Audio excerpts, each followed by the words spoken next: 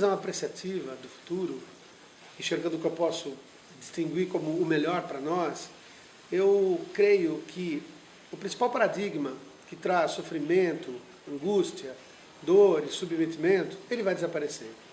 E esse paradigma, para mim, tem a ver com a existência de uma única realidade. Eu acho que a gente vem vivendo desde a Grécia Antiga, ou talvez até antes, conservando a noção que vivemos uma realidade única e somos seres imersos nessa realidade. Desse modo nós somos educados pelos nossos pais, e desse modo somos tratados na nossa vida escolar, na nossa vida profissional e dentro das nossas relações. Entretanto, já é sabido que o ser humano é constituído por um sistema nervoso fechado. E tudo que percebemos surge na coerência da nossa própria percepção interna, tanto na dimensão cognitiva como na dimensão interpretativa.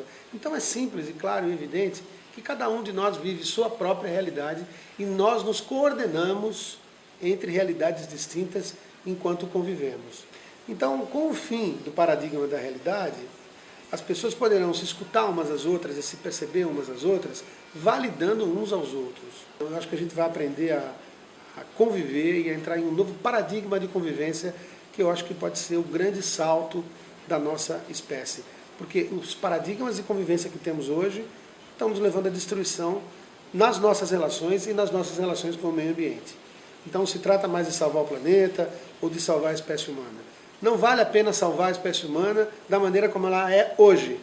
Nós precisamos sim salvar uma nova espécie humana. Precisamos de uma aurora da humanidade e essa espécie humana que se resgata e renasce, essa sim merece ser salva. E nessa espécie, cada ser humano, enquanto um observador da realidade, é entendido, é compreendido e é validado. E a gente vai aprender a conviver com isso, inclusive entendendo que a ciência é apenas uma leitura consensual da realidade. A gente vai perceber que as religiões são experiências individuais, consensuadas como uma leitura da realidade, e dentro disso que parece um grande relativismo, a gente vai encontrar um caminho múltiplo, diverso e único de coexistência nesse planeta. Então, o que eu acho que vai ocorrer no futuro? Sendo muito apreciativo, sendo muito idealista, se a gente puder viver, se a gente tiver a oportunidade de viver em um mundo onde as pessoas conseguem aceitar o outro, sabendo que o outro vive uma realidade diferente da minha, e que, seja o que for que ele está fazendo, tem a ver com a realidade dele, então eu posso aceitá-lo, eu posso nem querer viver com ele, mas eu o aceito. Se isso ocorrer, a gente vai viver em estado de repouso, nosso sistema nervoso vai ter equilíbrio, aí não precisa de nenhuma compensação. Quando nós nos amamos, e eu estou usando aqui o amor como a dinâmica onde um aceita o viver do outro como algo tão fundamental para o bem viver dele quanto o seu próprio, o nosso sistema nervoso ele está em repouso e está em equilíbrio. A gente até pode estar sofrendo com algum incômodo, mas não há esforço.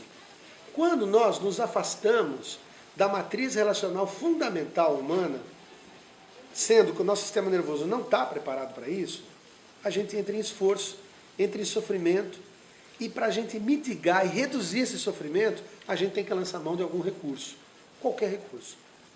E quando a gente lança mão de um recurso, seja, por exemplo, prazer comendo, ou prazer no sexo, ou comprar em demasia, ou usar algum tipo de substância química para nos entorpecer, quando a gente começa a usar isso regularmente como um recurso de compensação ao espaço de não amorosidade em que deveríamos estar inseridos, aí a gente mantém uma relação e uma dinâmica de uso com isso, e aí alguém olhando de fora diz, ele é um viciado.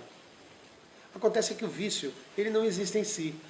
O vício não é uma característica da espécie humana. Se assim fosse, a nossa espécie seria uma espécie de viciados em origem. Teríamos macacos, outros primatas viciados. O vício não é constitutivo da nossa espécie.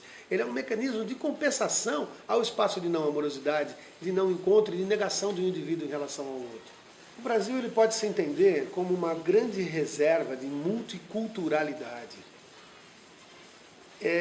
Do mesmo modo que nós somos uma grande reserva de biodiversidade, do mesmo modo que nós temos aqui uma quantidade, proporcionalmente em relação às outras regiões do mundo, nós temos aqui uma biodiversidade desproporcional até.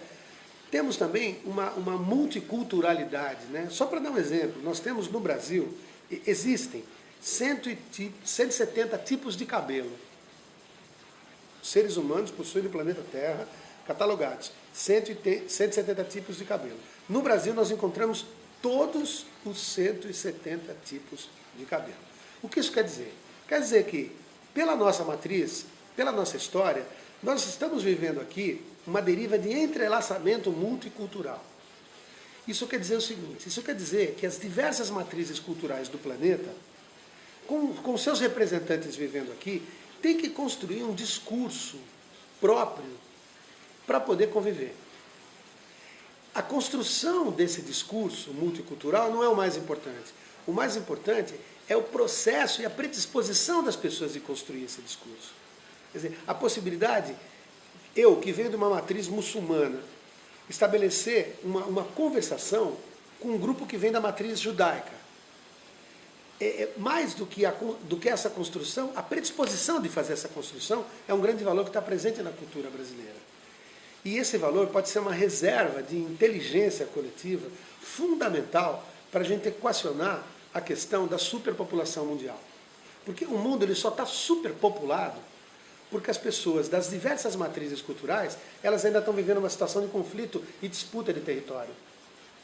Para a gente poder viver nesse planeta sem fronteiras, para a gente poder dissolver as fronteiras, a gente tem que estabelecer conversações multiculturais. E quem é que tem esse repertório de conversação multicultural? No Brasil, ele é um valor invisível para a gente, mas a gente está mergulhado nele. Não é que a gente não tenha preconceito aqui, não é que a gente não tenha dificuldade aqui, nós temos a mesma coisa que o mundo todo tem. Mas tem alguma coisa aqui que nos leva a uma dinâmica conversacional de entrelaçamento, na co-construção de uma identidade nacional que preserva uma diversidade regional, cultural e matricial dos seus indivíduos. Então quem quiser aprender como é que vive junto com todo mundo, vem para o Brasil. Isso o Brasil tem para ensinar. Então nós podemos ser uma referência do ponto de vista da convivência para o planeta todo. Isso pode nos colocar numa situação de resgate de uma autoestima que nós nunca tivemos e talvez a gente possa se enxergar, cada brasileiro possa se enxergar como um cidadão do mundo digno, com a capacidade de ser respeitado e ser feliz. E isso pode mudar esse país. Eu entendo que provavelmente daqui a 30 ou 40 anos nós realmente estaremos convivendo com autômatos. Eu acredito que os robôs e os ciborgues vão fazer parte das nossas vidas. E aí eu acho que vai começar a se apresentar uma questão que é muito interessante. Que humanos somos nós para que possamos viver com os autômatos que construímos?